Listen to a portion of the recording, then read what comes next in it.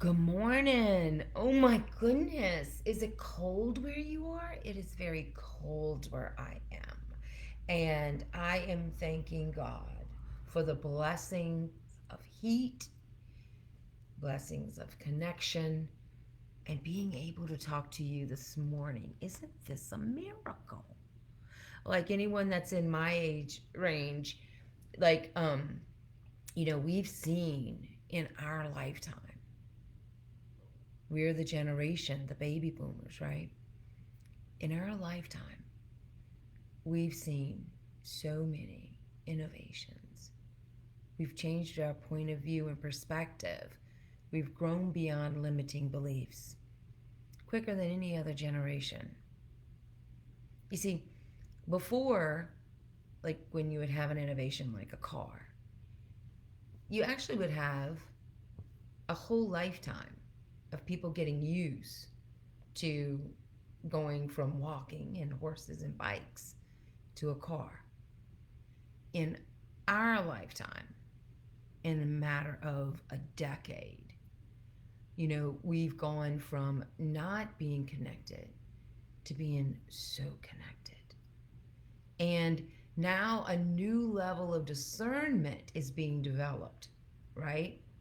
I think we all agree, especially everyone in my generation. Like we can remember not being connected to our phones, not feeling lonely if we didn't get a like, right? Like we felt connected more to nature, being outside, being barefoot, riding our bikes, more engaged physically. And we've seen and been concerned about the generations that are really revving up this automatic nervous system of instant gratification, right? And the ability of this technology that has developed, which I'm so grateful for. And then it also has the side where it, someone else's imagination, someone else's vision for your life, they can craft a video and make you think that what they see is for your life. And so, if you've been following along, hello to all my patrons. So, I want you to know after we did that Zoom room with David and we answered those questions on Monday, and Mondays was I I received the blessings. Like, we can all see, God's connected, and we understand intellectually all that God is unlimited. There is no lack. You know, I even have intellectually for many decades been pursuing the spiritual, intellectual, and hopefully, which I've fumbled at tremendously in amazing ways. Amazing. I've made amazing mistakes. I mean, mistakes you would think, why can't she see that? Everybody else can see it. Why can't she? I mean, it's absolutely amazing the stuff I didn't see when I was on my automatic nervous system. I really was so exhausted physically. That's no excuse. I'm just trying to give you the biomechanical things. Like if you're scaring yourself every day, like this is the week. If you're just now listening to me lead the Course in Miracles, we're actually on day 44. All right? Now, from day 40 to this whole week is about really surrendering and beginning to see beyond your automatic imagination. Like your automatic, like you have emotions.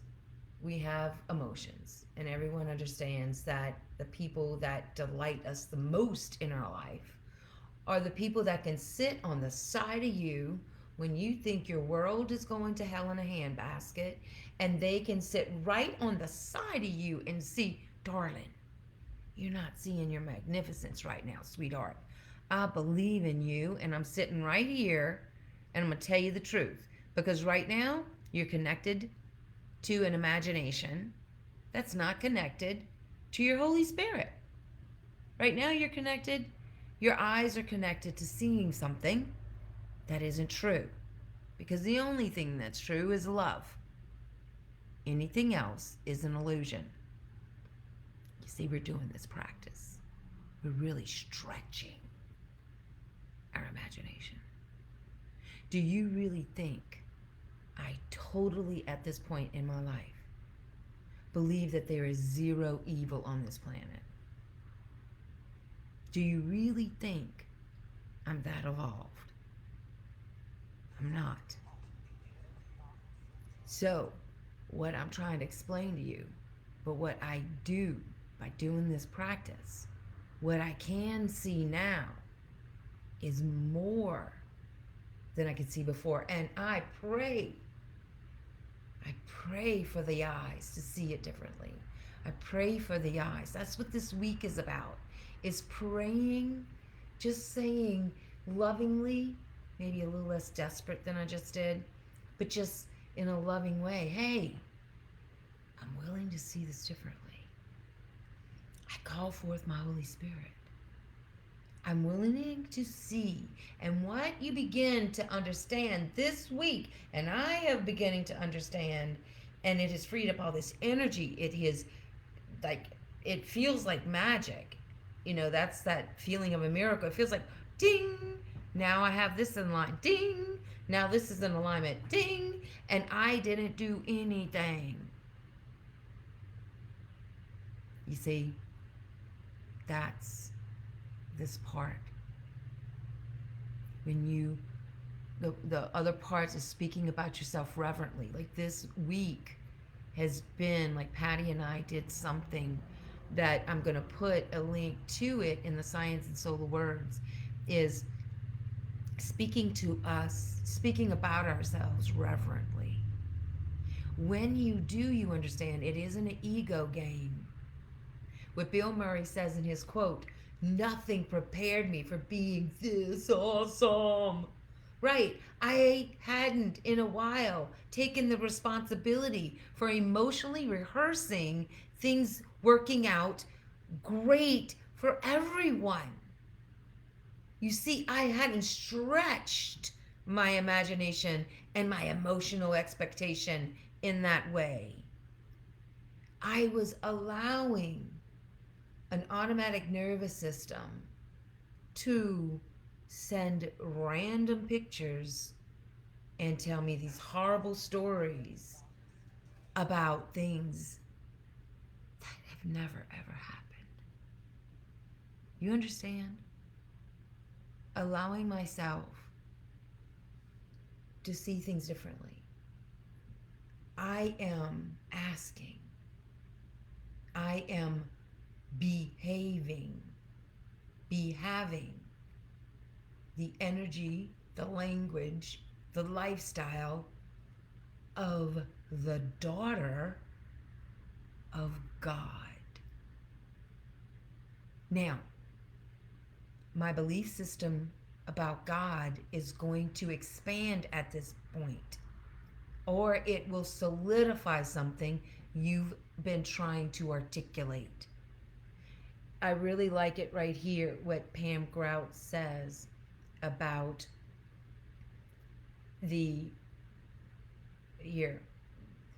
how she says it, especially on today.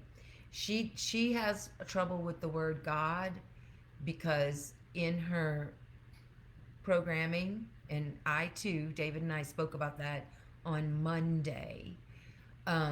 He and I both expressed how we do this mental gymnastics in order to connect to our Holy Spirit.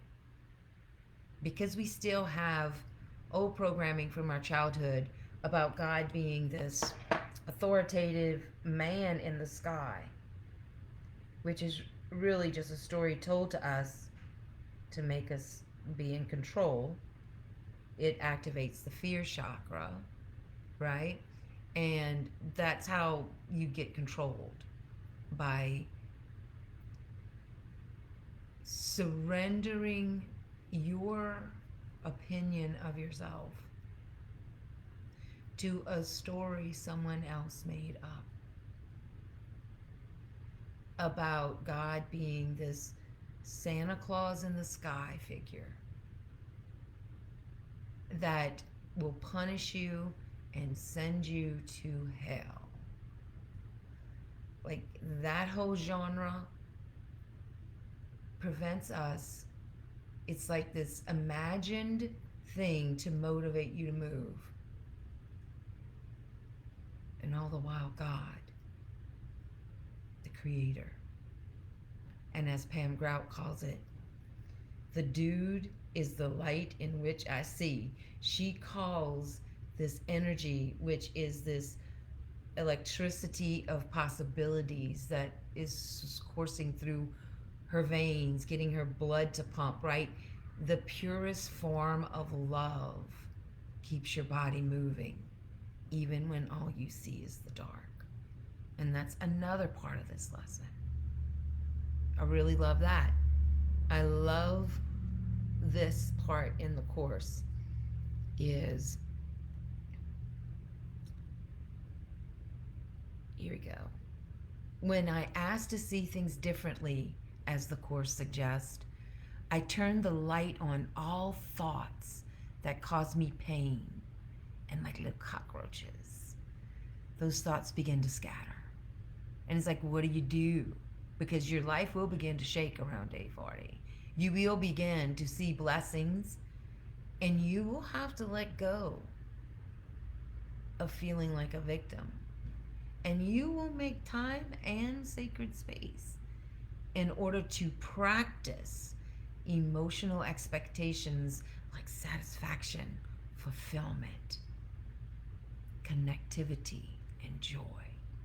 Like, these are the emotions. These are the practice sessions, right? This is when you're using your imagination wisely, and you're not even the one doing it. That's what you'll feel like if you're just joining me right now on this journey in the Course in Miracles. Begin today. However, do go back and watch some of the older ones, because you need the foundation of knowing how to discern a meaningful thought and a meaningless thought in order to surrender to the next level of seeing yourself through your Holy Spirit's eyes. And yes, so what Pam Grout talks about here is that she talks about what our next generation will think about us. You know, like, they'll consider it laughable, curiously, that we treated ourselves this way, that we chose to suffer, when right on the other side of this veil is everything we could possibly want. So what I suggest, though, Pam, is that we have been using this tool, this gift of ours. We've been using it. The thing is, we're the one been trying to control it. And my imagination, my automatic imagination, is only built on my past experiences. My Holy Spirit's imagination is built on my destiny. So you can see the difference. And everyone that's ever turned their life around will tell you about this turnaround moment, when they stop seeing themselves as a result of their past, and they began to feel guided from an intrinsic voice inside that would tell them to do the wildest things, little baby steps that seemed to them was wild, scary, way out of reach. And then they do this baby step, and the waters of their Red Sea part. You see, you're not going to hear a big boom from the sky. when you begin to follow your Holy Spirit. Having to be forced into a discipline to connect beyond, like connect within, to go within and connect. Instead of thinking your solution, your power is outside yourself, you begin seeing through the eyes of your Holy Spirit. And the thing is, I don't really have to do anything except create practice sessions where I introduce and nourish the thought that everything is love, anything else is an illusion. I am always connected to God. God is always with me. Therefore, I see and follow everything that feels good without regard. Now, I don't mean feel good from a instant gratification space. So please don't make that connection, because that will get you in trouble. Like, you will suffer, right? That's just setting yourself up to suffer. I am talking about living a life creatively connected, never feeling alone again. Like the lessons this week, you really get that you're not alone. You have a Holy Spirit that is eternal. You are a human. However, the realness of you is a soul having a human experience. So, I want you to consider that the next generation will see you use this gift of perspective. And you will begin to see yourself, speak about yourself in royal ways. And then you will develop the language in order to create solid, everlasting relationships with other people on this planet who are hungry to speak words of connection, love, creativity. Yeah. The baby boomers were also the generation of the pioneers that helped ground a new way of thinking. So join me on this Course in Miracles. And when you join my Patreon account, then you can email me 24/7 as your world begins to shapeshift into your Holy Spirit's version of your life. So you get to follow me along with my journey. Come on, join me. This is fun. Simple, profound, and fun. However, the profound part is also delightful. Mwah. Go forth, multiply who you are, because who you are is amazing delight in ever-loving motion.